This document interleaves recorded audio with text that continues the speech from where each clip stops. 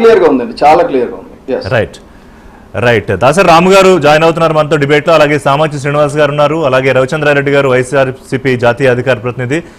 Right, Ravichandra Reddy గారు, రాము గారు, welcome to the exit poll debate అండి. మీ దగ్గర వచ్చే ముందు సామంచి గారు కాసేపటి నుంచి వెయిట్ చేస్తున్నారు, వారితో ఒకసారి మాట్లాడేసి వస్తారు రవిచంద్రారెడ్డి గారు. రైట్, సామంచి గారు, ఏంటి హ్యాపీగా బీజేపీకి రకరకాల విశ్లేషణలు వినిపించాయి. ఈసారి మోడీ గారు 400 తక్కువ నెంబర్ వస్తుందని 400 నెంబర్ మొదలెట్టారు. అక్కడెక్కడో పాట మొదలెడితే కనీసం 300 కన్నా వస్తాం అనుకున్నారు. అలాగే అసహనం ఉంది, అసంతృప్తి ఉంది, ఇట్లా వినిపిస్తున్న నేపథ్యంలో ఇవాళ ఈ నెంబర్ చూస్తూ ఉంటే అంటే దాదాపుగా అందరూ 350 నుంచి 380 అంటే మెజారిటీ చెప్తున్నాను. కొంతమంది 270, 280 దైనిక్ భాస్కర్ లాంటి వాళ్ళు ఇస్తున్నారు. ఓవరాల్ గా 350 to 380 మధ్యలో ల్యాండింగ్ ఎన్డీఏ చూస్తుంటే ఏమనిపిస్తుంది?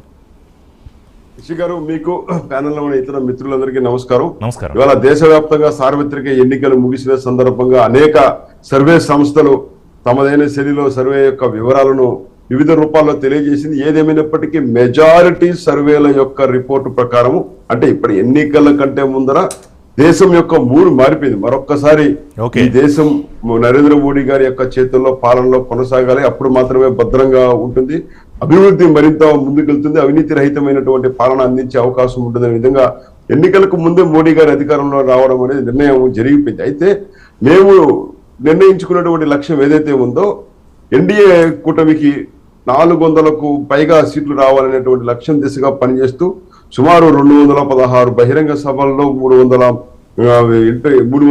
వివిధ రకాల కార్యక్రమాల్లో నరేంద్ర మోడీ గారు ప్రచారంలో పాల్గొనడం కానీ, అదేవిధంగా ఈ 10 సంవత్సరాల పాటు నరేంద్ర మోడీ గారు తీసుకున్న నిర్ణయాలు పాలనకు మరొక్క బహుమానంగా బోనస్ గా ఈ దేశము నరేంద్ర మోడీ గారి పాలన కావాలి, ఇంకో 5 ఏళ్ళు అవసరమనే విషయాన్ని సుస్పష్టంగా తెలియజేస్తూ వచ్చింది.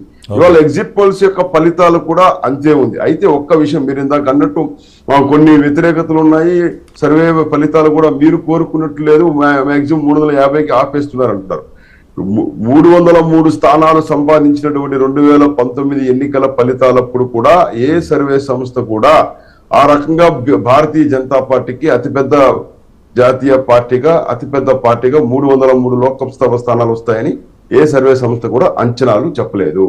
కాబట్టి సర్వే సంస్థల అంచనాలకు మించి ప్రజలు నరేంద్ర మోడీ గారితో భారతీయ జనతా పార్టీతో ఉన్నారనేది 2019 తర్వాత తెలిసింది. అదే విషయం 2024లో కొనసాగుతుంది. దానికి 10 ఏళ్ల కష్టానికి ఫలితంగా మరొక 5 ఏళ్లు పాలన కావాలని ప్రజలు కోరుకుంటున్నారు. సుదీర్ఘంగా అన్ని వర్గాల ప్రజలు, ఈ దేశంలో ఉన్నటువంటి అన్ని ప్రాంతాల అన్ని వర్గాల ప్రజలు భారతీయ జనతా పార్టీ యొక్క పాలనను కొనియాడము, ఆ అవసరాన్ని కూడా గుర్తించడం జరిగింది. అదే క్రమంలో ఇవాళ మీరు అన్నట్టు కేకే సర్వేస్ కావచ్చు, అదేవిధంగా ఇతర రిపబ్లిక్ టీవీ కావచ్చు, ఇండియా న్యూస్, ఆంధ్రప్రదేశ్ ఇది కావచ్చు, ఇవన్నీ కూడా నరేంద్ర మోడీ గారి యొక్క ప్రభతోటి, ఆయన యొక్క ప్రభావంతో భారతీయ జనతా పార్టీ యొక్క కలయిక కారణంగా ఆంధ్రప్రదేశ్ లో కూడా గణనీయమైనటువంటి ఫలితాలు సాధించే దిశగా 1-2 సర్వే సంస్థలు, ఆరా మస్తాని సర్వే సంస్థ కావచ్చు, ఆత్మసాక్షి లాంటి 1-2 తప్ప మిగతావన్నీ కూడా ఎన్డీఏ కూటమి అధికారం కట్టబెట్టే విధంగా దాదాపుగా 130 స్థానాలను